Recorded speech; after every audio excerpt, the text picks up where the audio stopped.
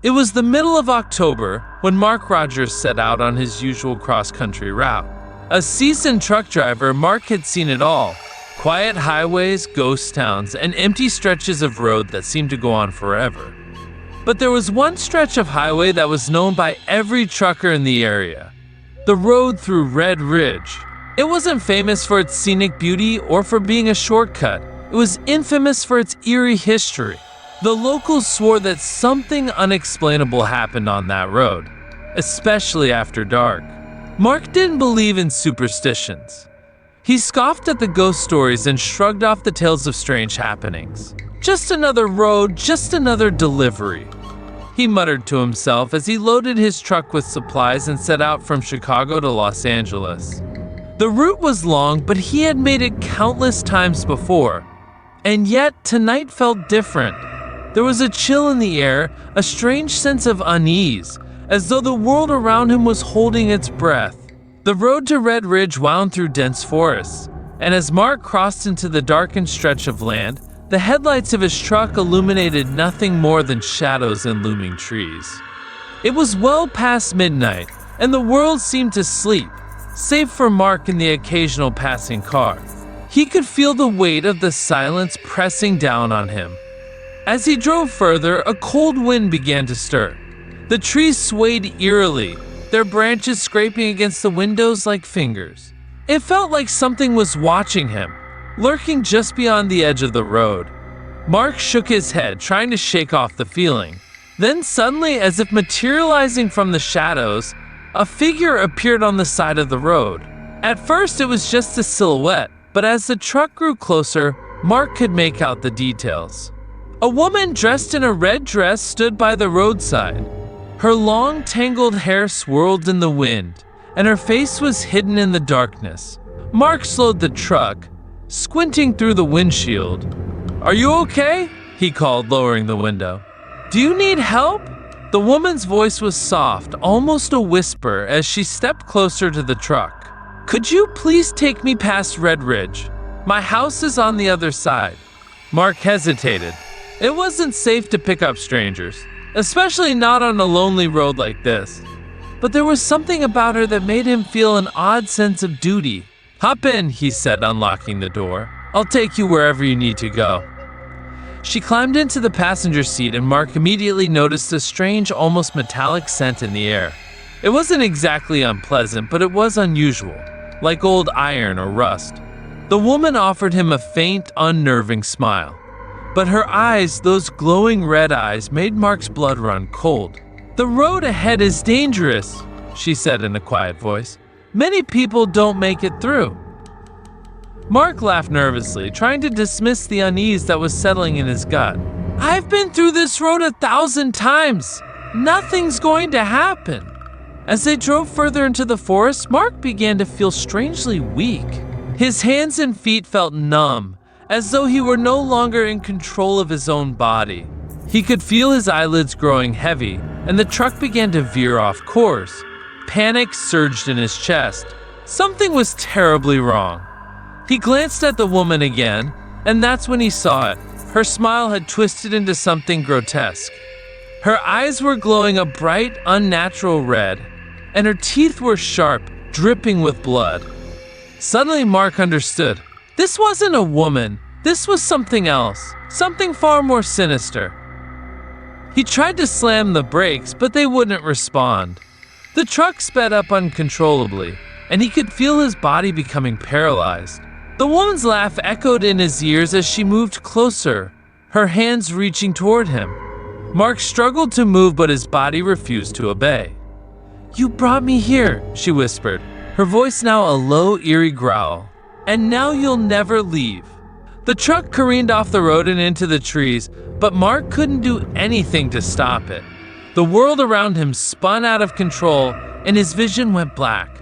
He felt the life drain from his body, his last breath escaping his lungs. When the truck was found the next morning, it was completely empty. Mark was gone, vanished without a trace. The only thing left behind were fresh bloodstains on the seats. The locals whispered about the blood vampire of Red Ridge, a woman who haunted the road, luring drivers to their doom. They said she was a spirit, cursed to wander the road forever, seeking vengeance for her lost love. Weeks passed, and the story of Mark's disappearance began to fade into the background, just another mystery in a long list of unsolved tales. But the road through Red Ridge remained as dangerous as ever. Truck drivers avoided the stretch as much as they could, but some, like Jake Thompson, believed the whole thing was just a rumor. Jake had heard the stories about Mark, of course, but he figured it was just a freak accident. People make up legends about places like this to make them more interesting, he thought. So when he got a late-night delivery that took him through that very same stretch of road, he thought nothing of it. The road was quiet as Jake made his way toward Red Ridge. His truck rumbled along, the headlights cutting through the darkness. As he entered the dense forest, he felt that same coldness creeping into the air, but he ignored it, chalking it up to the chill of the autumn night. But then, just like Mark before him, Jake saw the figure. A woman in a red dress standing by the side of the road. Her long hair blew wildly in the wind, and her face was turned away. Jake's heart skipped a beat. He slowed down the truck, trying to make sense of what he was seeing. "Hey there!" he called out, rolling down the window. "Need a lift?" The woman turned to face him, and Jake's heart sank. Her eyes gleamed with an otherworldly light. "Could you take me to the other side of Red Ridge?" she asked softly. "My house is waiting for me." Jake hesitated. He remembered Mark's story, but he brushed it aside. He wasn't afraid of ghost stories. "Sure, hop in." As the woman climbed into the truck, Jake couldn't shake the feeling that something was off. The air around him felt thicker, heavier, as though the world was pressing in on him. He glanced at the woman, and her eyes locked onto his with an unsettling intensity. "Do you know how dangerous this road is?" she asked. Her voice was now colder, more sinister. "Many people never return after they drive through here." Jake chuckled nervously. "I've been on worse roads. You don't need to worry about me." But as they drove deeper into the forest, Jake's confidence began to waver. He started to feel dizzy, his vision growing blurry. He shook his head, trying to focus, but it felt like his body was no longer responding to him. He looked at the woman again, and her smile had turned into a menacing grin, her teeth sharp and dripping with blood. Panic surged in Jake's chest. "What the hell are you?" he shouted. The woman's laugh filled the air, and her form seemed to shift. Her eyes glowed even brighter, and her face twisted into something unrecognizable. "You're just like the others," she hissed. "You'll never leave." Jake slammed the brakes, but it was too late. The truck accelerated on its own, swerving wildly off the road. The woman's voice grew louder, and Jake felt a pressure around his neck, as though invisible hands were squeezing the life out of him. His body went numb, and his vision went black. Just as everything seemed lost, a bright light appeared ahead. It was the church. Jake's eyes snapped open, and he saw the woman scream in fury as she vanished into the air. The truck came to a sudden stop in front of the church, and Jake stumbled out, gasping for breath.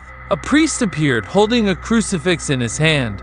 "You were almost claimed by the blood vampire," he said, his voice calm but firm. "But you were protected by the Lord's grace."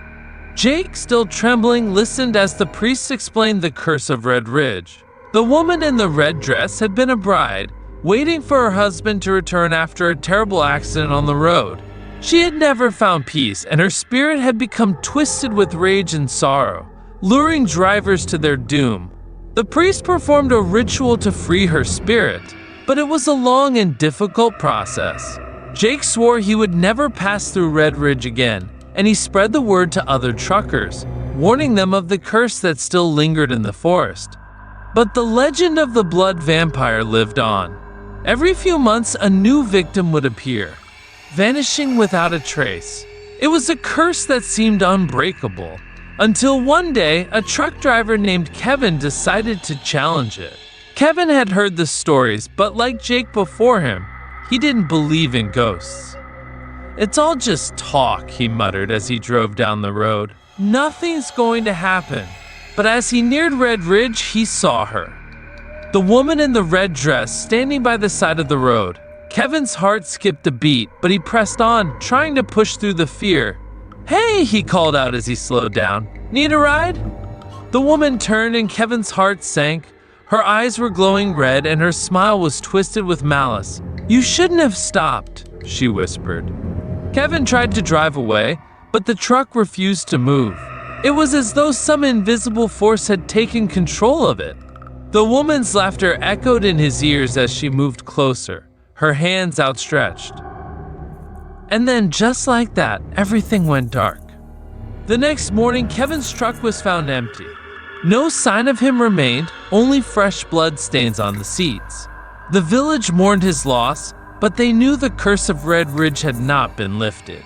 That was until a brave soul, Seema, a writer who had heard the stories and wanted to understand the truth, decided to investigate. Armed with a camera and a notebook, she ventured into the forest, determined to uncover the story behind the blood vampire. What she found there would change the history of Red Ridge forever. Seema made it her mission to give voice to the woman's sorrow, to break the curse and set the spirit free.